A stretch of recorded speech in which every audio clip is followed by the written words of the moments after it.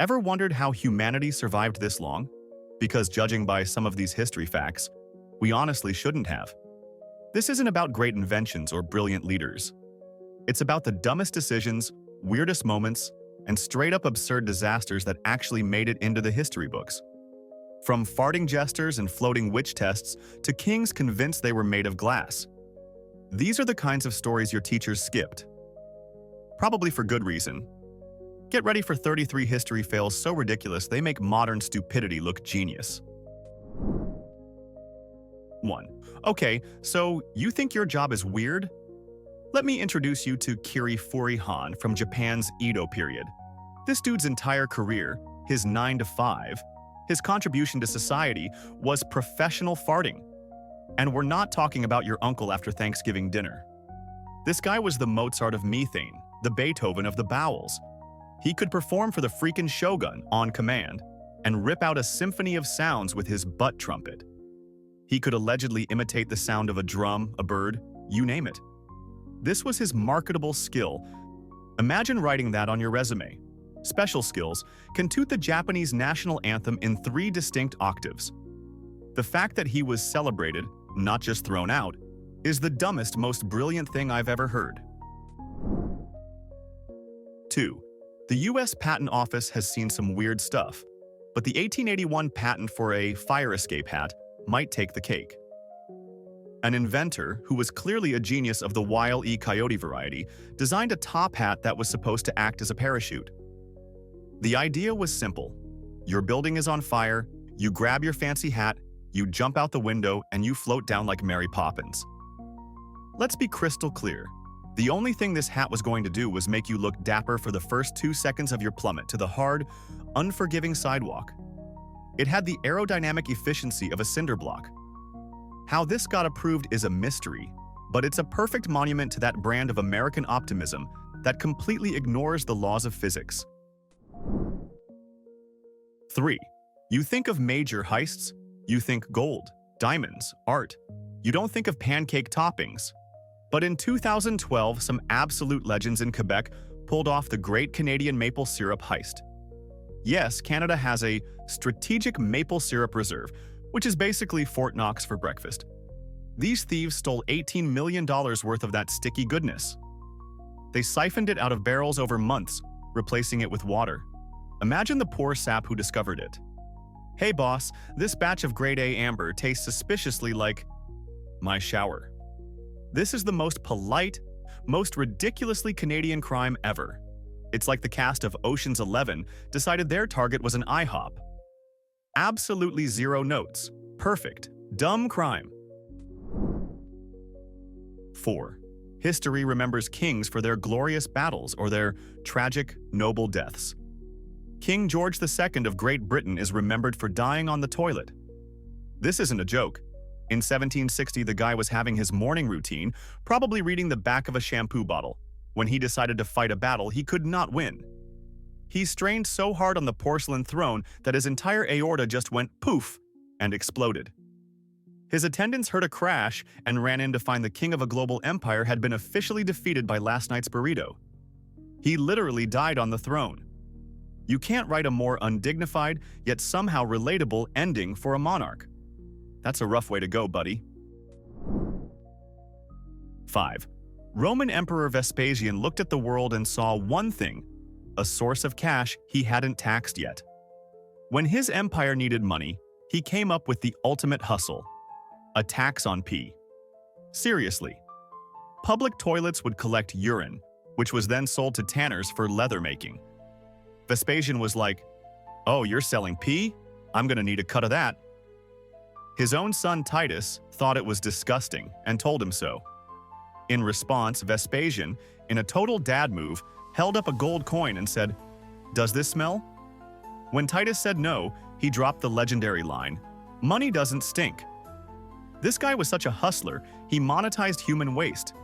The IRS can only dream of being that bold. 6. Before the internet gave us keyboard warriors and creepy DMs, Queen Victoria had to deal with a real-life, honest-to-God stalker named the Boy Jones.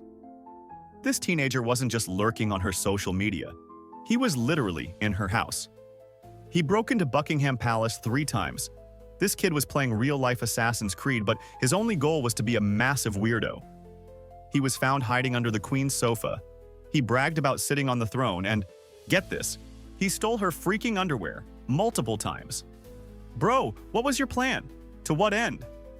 Royal security was apparently on a permanent donut break because after the 3rd time they caught him, their brilliant solution was to deport him to Brazil. They didn't just block him, they put him on a whole other continent. 7. The Leaning Tower of Pisa is famous for one reason and one reason only. Its builders royally screwed up. This wasn't a slow burn disaster, this thing was a fail from day one. They started building this massive marble tower on ground that had the structural integrity of a half-melted milkshake. It started tilting almost immediately. After just 3 stories, they had to stop for 100 years, probably because they were busy arguing over who read the blueprints upside down. When they came back, their genius solution was to make the new floors taller on one side. That's like fixing a crooked painting by making the wall crooked in the other direction. It's the world's most successful failure, a global icon of measure never, cut once.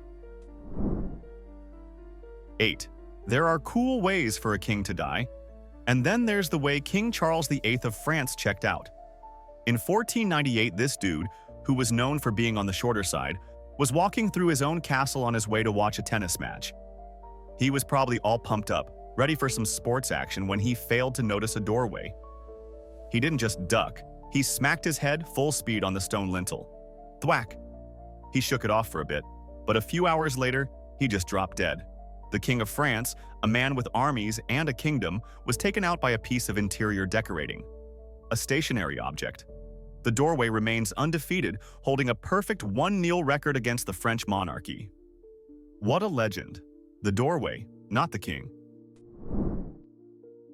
9. In the modern era, we have MRI machines and blood tests. In the 18th century, you had Dr. John Lettsom, a man whose primary diagnostic tool was apparently his own sense of taste. This physician, a respected member of his field, would sometimes diagnose his patients' ailments by sampling their vomit. Let that image burn into your brain. He would see a puddle of human misery and think, well, I gotta get in there. What was his flavor chart for disease? Ah yes, notes of undercooked beef and despair, that's a classic case of melancholia. You have to wonder about the patients. They probably just started telling him they felt fine to avoid the world's worst wine tasting. It represents a level of medical confidence so profound, so utterly unscientific, that it loops back around to being a form of insane bravery. He was a true pioneer in the field of things you should never, under any circumstances, do. 10. Most towns have laws against speeding or littering. The town of Longyearbyen, Norway, decided to get ambitious and outlawed death itself. It is officially illegal to die there. This isn't some philosophical statement. It's a brutally practical rule. The town is built on permafrost, meaning the ground is permanently frozen. If you die and get buried, your body doesn't decompose. It just gets perfectly preserved, like a human popsicle. After discovering that bodies from the 1918 flu epidemic were still harboring the live virus, they didn't invent a better coffin. They just made dying a crime. So if you look like you're about to check out, they put you on a plane and fly you to the mainland to finish the job. Imagine getting that talk from the town council. Sorry, Bob, you've been a great citizen, but you're looking a little gray. Time to go. It's the ultimate homeowners association violation. 11. Liechtenstein's army has a military record that sounds more like a sitcom plot. In 1866, they dispatched their entire military force, a formidable troop of 80 men, to participate in the Austro-Prussian War. They marched out, found a nice spot on a mountain pass to guard, and then basically just chilled. They didn't see a single moment of combat. When the war was over, they packed up their things and marched home. The incredible part isn't just that they had 0 casualties. The incredible part is that they returned with 81 men. They came back with an extra soldier. They literally made a friend along the way, some guy who was so impressed with their non-violent vibe that he just signed up. Imagine the debriefing. Sir, the mission was a success. We have suffered no losses and have increased our army's size by over 1%. They won the war by being too friendly to fight. 12. Most people who want their own country just complain online.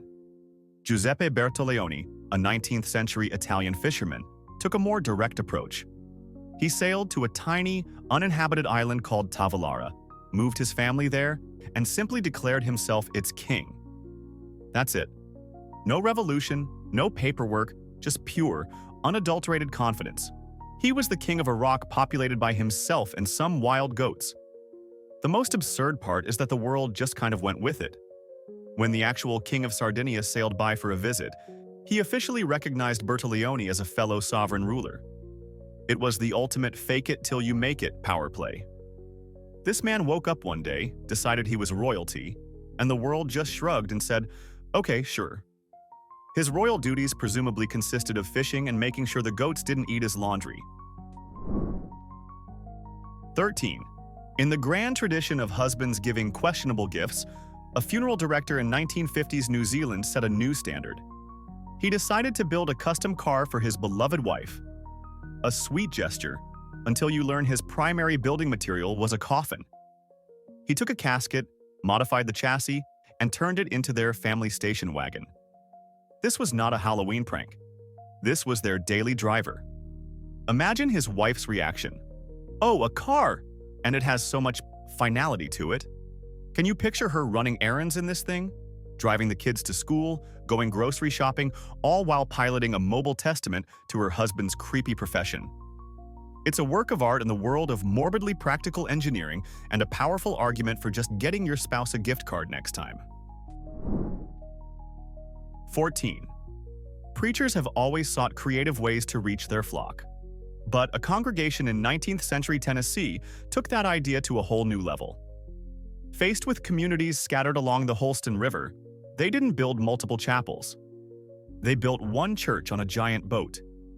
It was a literal floating house of worship that would drift from town to town. The pastor didn't have a parish. He had a waterway. This created some unique logistical challenges. Imagine trying to deliver a sermon about damnation while your entire church is gently bobbing downstream. What happens if the collection plate goes overboard? It was part religious service, part lazy river adventure. You could get baptized and then immediately go for a swim. It was the ultimate carpool lane to salvation. 15. The ancient Romans were the undisputed kings of finding new and exciting ways to be entertained by violence. When watching men fight each other to the death got a little stale, they decided to add water. Lots and lots of water. They would seal the drains of the coliseum, flood the entire arena floor, and stage full-blown naval battles inside. These weren't models. These were actual ships, crewed by prisoners who were forced to fight until one side was annihilated. The sheer logistical nightmare of making this happen is mind-boggling. It's the ancient world's equivalent of a monster truck rally taking place in an Olympic swimming pool. It served no purpose other than to be the most ridiculously epic and inefficient spectacle imaginable, purely for the sake of not being bored. 16. William Buckland was a celebrated geologist in the 19th century, but he had a secret, all-consuming passion. He wanted to eat one of every animal on Earth. He ate mice, he ate moles, he even snacked on flies. But his culinary quest reached its peak at a fancy dinner party. The host brought out his most prized possession to show his guests, the actual mummified heart of King Louis XIV of France. While the other guests looked on in awe, Buckland saw a bucket list item. He reportedly declared, "I have eaten many strange things, but have never eaten the heart of a king," then snatched the centuries-old organ and ate it. He consumed a priceless historical artifact right there at the dinner table. That's not just breaking etiquette, it's achieving a new level of god-tier historical trolling. You don't come back from that. You are forever the guy who ate the king's heart. 17. Everyone has complained about bad service, but the students at Oxford University in 1355 took it to a whole new level. It all started when two students at a tavern complained that the wine they were served was terrible. The bartender, instead of offering a refund, allegedly threw the wine in their faces and hurled insults. This escalated from a bad Yelp review into the St. Scholastica Day riot. The students and the townspeople went to war. We're not talking about a fist fight. We're talking about a 3-day battle with bows and arrows that left nearly 100 people dead. It was all-out urban warfare, sparked by some crappy Pinot Noir. The fallout was even dumber. The king sided with the university, and for the next 470 years, the town's mayor had to march barefoot to the university church every year to pay a fine. All because two guys didn't like their drink.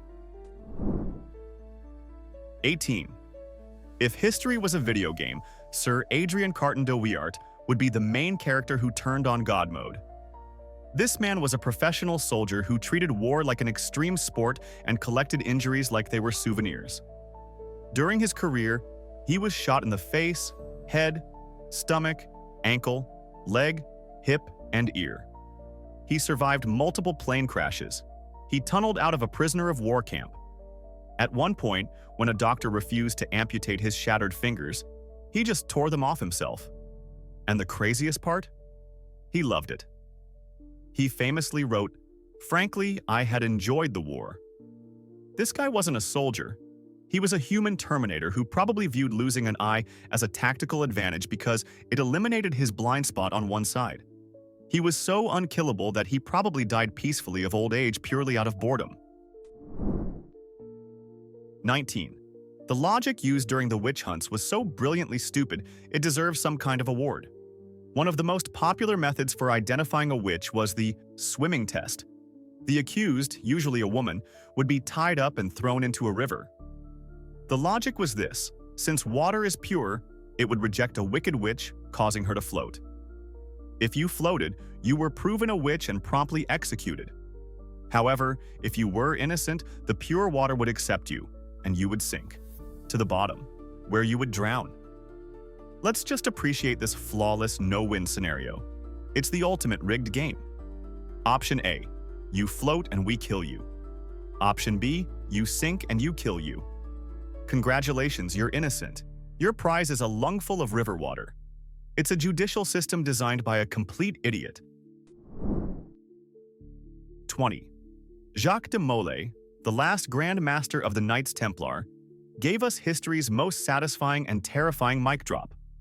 In 1314, as he was being burned at the stake on the orders of King Philip IV of France, he didn't just scream. He used his final breaths to lay down an epic curse. He summoned both King Philip and Pope Clement, the two men responsible for his demise, to meet him before God within the year. It was the ultimate "I'm taking you with me" speech. And here's the wild part. It actually worked. The Pope died just a month later from a sudden illness. The king died in a hunting accident before the year was out. This wasn't just a random curse from an angry dude. It was a divinely sanctioned revenge plot. The moral of the story is to never, ever let the person you're setting on fire get the last word. 21. The people of 18th and 19th century London were champions of the hustle, even when it came to the recently deceased.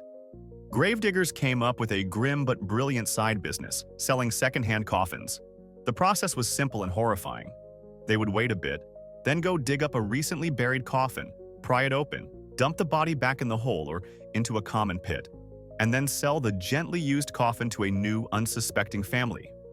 It was the ultimate recycling program, fueled by pure, shameless capitalism. You have to admire the sheer nerve. Imagine the sales pitch. This one's a classic oak model. Sturdy, has a bit of character. The previous owner just didn't need it anymore. It was a morbid circular economy that proves some people will do anything to save a buck, even if it means evicting a corpse. 22. Most sporting events are born from traditions of strength or skill. The great pancake race of Olney, England, was born from a kitchen emergency. The legend goes that back in 1445, a local woman was so busy making pancakes that she lost track of time. When she heard the church bells ringing for service, she panicked and sprinted out of her house, still in her apron, holding the frying pan with the pancake in it. Her neighbors apparently saw this and thought, "That's the dumbest, most brilliant thing we've ever seen. Let's make it an annual competition." And for nearly 600 years they have. Every year, women from the town race through the streets while flipping a pancake. It's a tradition built on pure, chaotic, domestic energy. and it's infinitely more entertaining than most professional sports. 23. The late 19th century was a golden age for solving problems that absolutely no one had. Case in point, the 1896 patent for an automatic saluting device. This was a contraption you'd wear on your head that was connected to your hat. When you nodded your head to greet someone, a mechanism would automatically lift the hat for you. This invention was designed for the gentleman who was apparently too exhausted by the sheer physical effort of tipping his own hat. It's a masterpiece of lazy engineering. Imagine the potential for disaster. A sneeze could trigger a series of frantic, uncontrollable hat flips, making you look like you're trying to signal a passing ship. It was a comically over-engineered solution for a gesture that takes literally half a second. It's a monument to making life more complicated in the name of convenience. 24. Today, we think of the fork as a basic, essential tool for eating. But for centuries, the Christian Church viewed it as a tool of the devil. When the fork was first introduced to Europe from the Byzantine Empire, people were horrified. They considered it an artificial hand and an offense to God, who gave us perfectly good fingers to shovel food into our mouths. Church leaders declared it a sinful instrument of diabolical luxury and vanity. They literally thought that using a tiny, two-pronged utensil to eat was a gateway to eternal damnation. It was too delicate, too foreign, too much like a miniature version of the devil's pitchfork. It's a perfect reminder that for most of history, humanity's first reaction to any new, useful invention has been to scream that it's probably evil. 25.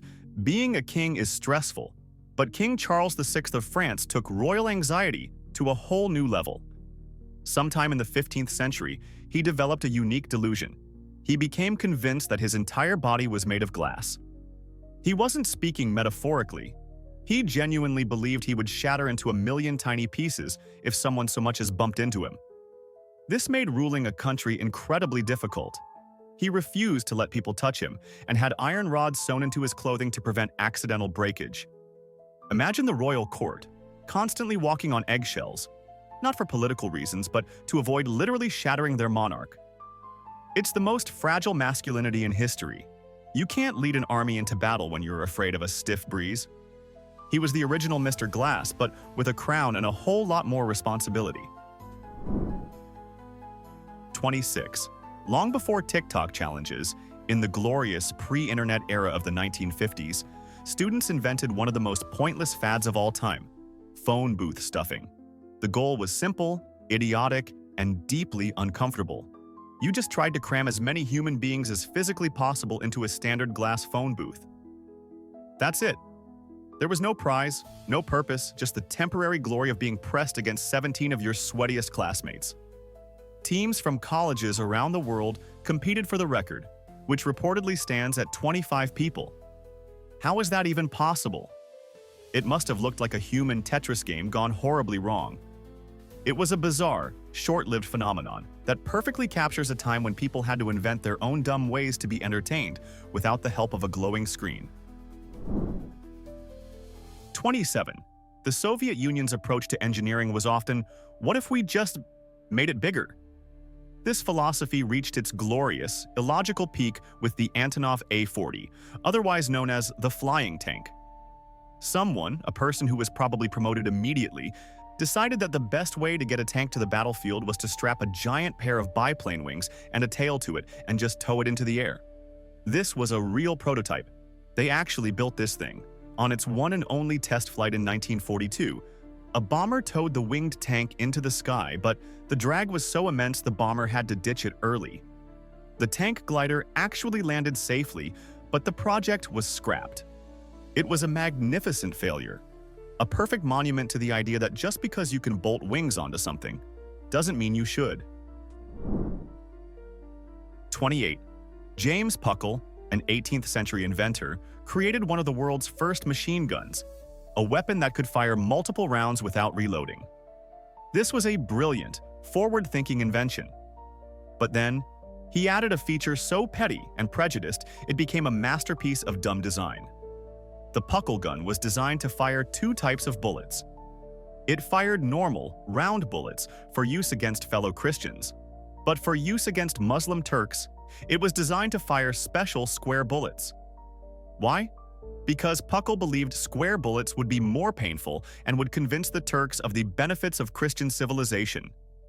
The physics are questionable, but the sheer, bigoted audacity is not. He invented a technologically advanced weapon and then added a feature based on religious spite. It's a whole new level of weaponized pettiness. 29. Bureaucracy is a powerful force, capable of starting wars and apparently making them last for over a century by accident. The small town of Berwick-upon-Tweed, which sits on the border of England and Scotland, was specifically named in the declaration of the Crimean War against Russia. However, when the peace treaty was signed in 1856, the treaty writers completely forgot to include the town's name. Because of this clerical error, the tiny town of Berwick technically remained in a state of war with the Russian Empire for another 110 years. It was a forgotten, one-sided conflict. Imagine the terror in Moscow. They probably lived in constant fear of a surprise attack from this one rogue English town. The war finally ended in 1966, when a Soviet official visited and officially declared peace. A truly terrifying conflict brought to a close. 30. In modern cities, neighborhood rivalries are settled with sports games or passive-aggressive posts online. In Renaissance Venice, they settled things by having government-sanctioned gang fights on bridges. This was the Guerra dei Pugni, or the War of the Fists. It was an official tradition where rival clans would meet on a bridge that had no railings and proceed to punch, kick, and throw each other into the canal below until one side held the bridge. This wasn't a crime. It was a spectator sport. Crowds would gather to watch the chaos, cheering on their neighborhood brawlers. The government just let it happen, presumably because it was a great way for people to blow off steam. It was the most beautiful, chaotic, and ridiculously uncivilized tradition in one of the world's most beautiful cities. 31. Today, coffee shops are on every corner. But in 16th century Mecca, coffee was considered public enemy number one. When the beverage first became popular, religious authorities panicked. They saw it as an intoxicant, similar to alcohol, and were deeply suspicious of the coffee houses where men gathered to drink it. They claimed the drink fueled radical thinking, gossip, and idleness. Basically, they were worried that caffeinated people might hang out and have ideas, which is always terrifying to people in charge. So, they banned it. The governor of Mecca ordered all coffee houses closed and all the coffee beans destroyed. It was a short-lived prohibition, of course, because you can't stand between people and their morning brew. It was a moral panic over a bean, and it failed spectacularly. 32. Some people leave a mark on the world. Thomas Midgley Jr. left a giant toxic stain. This man might be the single most harmful inventor in human history, and he did it all with good intentions. First, in the 1920s, he invented leaded gasoline to stop car engines from knocking. This released massive amounts of neurotoxic lead into the atmosphere for decades. Then, as if that wasn't enough, he went on to invent Freon, or CFCs, as a safe coolant for refrigerators. This tore a massive hole in the ozone layer. The man single-handedly crippled the planet's atmosphere twice. The final, dumb irony came at the end of his life. After contracting polio, he designed a complex system of ropes and pulleys to lift himself out of bed. In 1944, he became entangled in his own invention and was accidentally strangled to death. He literally invented his own doom. 33. King George III of Great Britain is most famous for losing the American colonies, but he should be equally famous for his unique approach to international diplomacy. During his bouts of severe mental illness, his grip on reality became creative. The most famous story involves him taking a stroll through Windsor Great Park. He spotted a large oak tree and became convinced that it was the King of Prussia. He didn't just wave. He approached the tree, bowed, and began to shake one of its branches as if it were the king's hand, engaging it in a long and lively conversation. His royal attendants could only stand back and watch their monarch negotiate with a piece of timber. It is the perfect, absurd image of a man whose empire was falling apart while he was busy trying to forge an alliance with the local foliage. And that, my friends, was a guided tour through the historical equivalent of slipping on a banana peel, repeatedly, in public, while declaring yourself a genius. But now I want your hot take. Which of these what were they thinking moments was actually genius in disguise? Go ahead, commit to the bit. Defend your favorite historical train wreck in the comments. And if this kind of glorious nonsense fuels your soul, annihilate that like button and hit subscribe